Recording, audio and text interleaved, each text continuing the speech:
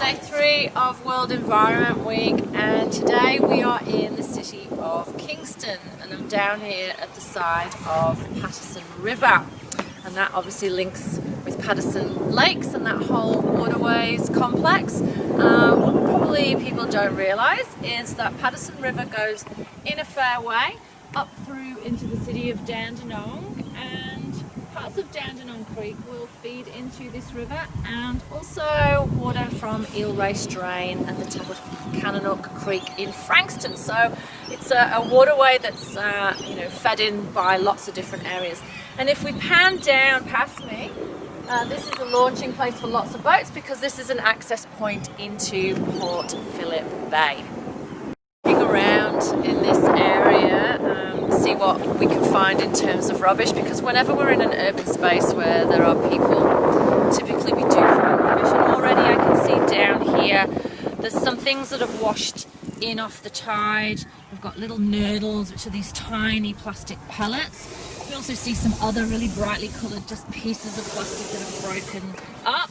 But we've also got some fishing debris as well. There's a fishing float down here, which has obviously been dropped probably by somebody down on this platform. And if I walk across here as well, there's a bench, people sit.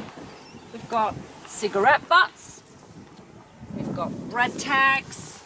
It's probably come from people feeding some of the wildlife. We've got bottle caps.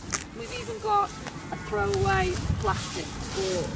Unfortunately, this is too often the reality of urban places that are next to waterways, that we end up with rubbish, and of course that rubbish is going to end up in this waterway, and the only way for it to go then is out down into Port Phillip Bay.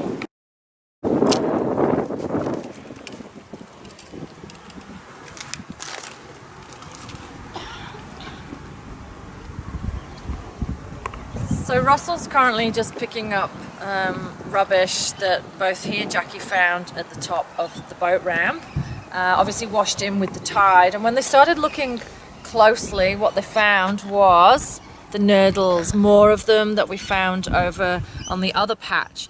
There's so many of them that we've decided to send in a report via an app called Snap Send Solve, and that generates a report that will go to your local council about a major cleanup that might need doing, that you're not capable of getting rid of everything, and they will send somebody out to come and get it. It's really important to do that because sometimes we cannot deal with the rubbish ourselves. This has obviously come in from the tide. There is other rubbish here, and you might notice that I'm stood right next to a couple of bins, which make it really easy for people to just walk across and put their rubbish in. And there's even a sign here to dump your fishing line when it's broken or you've had to cut it. So there are really no reasons for there to be so much rubbish here. It's all down to us. It is World Environment Week. Let's do our part. Sitting on quite an attractive feature here, bench, so that you can sit out and enjoy the view. And I recognise these benches. They're actually made by a company called Replast, which are just down the road in Carrum Downs. This is a company that's been operating for 28 years, believe it or not. And they're the ones that take all of your soft plastics when you take them to Coles or Woolworths. They recycle them, grind them down, they melt them, and they turn them into, they repurpose the materials, turn them into benches and picnic tables and boardwalks that can be used in these really great urban spaces. Just come a bit further down, we've got a little platform here, which is probably a mooring place, and it's covered in birds. And as well as the more familiar silver gulls, we've actually got some terns there as well. So it's great to see a variety of bird life. And obviously they head out to Port Phillip Bay. So you can see that the river, we're now right down near the mouth of Patterson River. You can see the bridge down there. And beyond that is Port Phillip Bay and our amazing marine environment with all its unique species. Come down to the beach now, and as you can see, we're right at the Carrum Life-Saving Club, a great local facility, and for about 3 years the Ambassador workshops that we run in Term 3 were based here. It's an awesome location, and working with the council and the crew maintain the foreshore, we actually planted lots of natives along the foreshore and weeded things out. And that's really a long-lasting legacy for the ambassadors and the local community to know that they've really made a difference in improving the local foreshore for everyone to use for the future. We just walked along the boardwalk down here at Carrum foreshore, and we're right near the mouth of Patterson River where we were just a few moments ago. So this is obviously where the river flows into Port Phillip Bay, and if you can see behind me, the flow is brown. There's been a lot of rain over the last few days. That's stormwater that's flushed out of Patterson River and gone straight into Port Phillip Bay.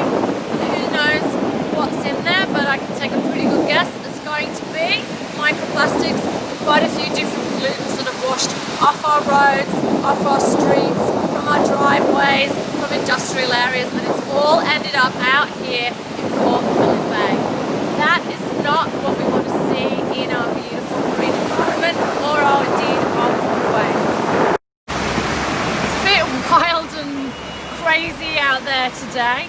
When we do the workshops down on the Kingston foreshore, one of the activities we try and show the students is how to spot dolphins, and it's certainly true that during the winter months in particular you can see dolphins in the northern part of the bay, so Carrum and Mordialloc are really good locations to keep an eye out.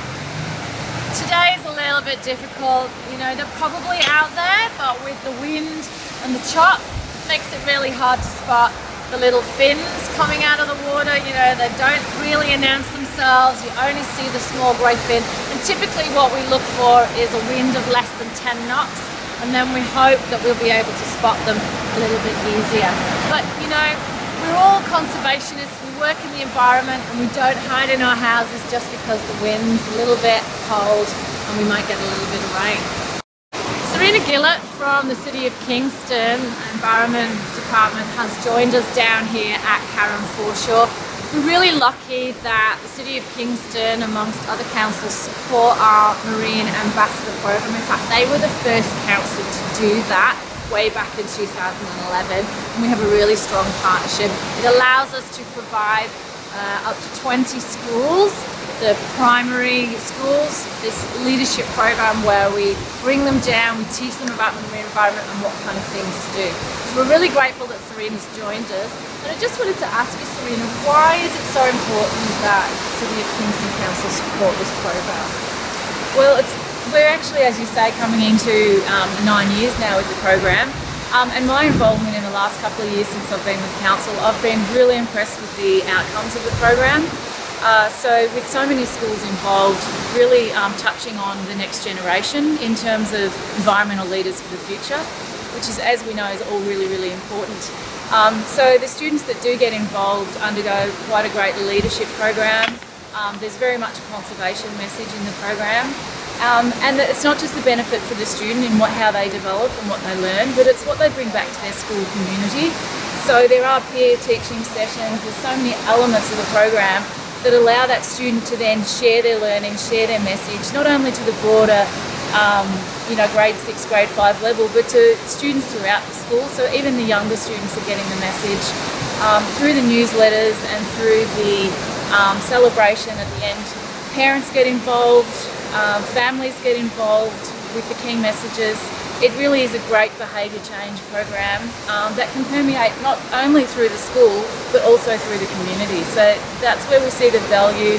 We continually support Dolphin Research Institute.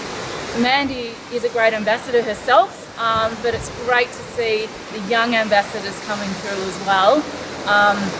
The excitement that we see in them and the value that they're bringing to their school and their community is just wonderful. I can't say enough. So well done. Thanks, Serena, and I have an awesome team behind me that makes it possible. If you're a teacher or you know a teacher and their school would like to be involved in this program, please get in touch through our website, phone our office, send us an email. We're always looking for new schools to join in and to be a part of this amazing program that really does benefit the wider community, and Kingston are very keen to really promote their environmental message to everyone.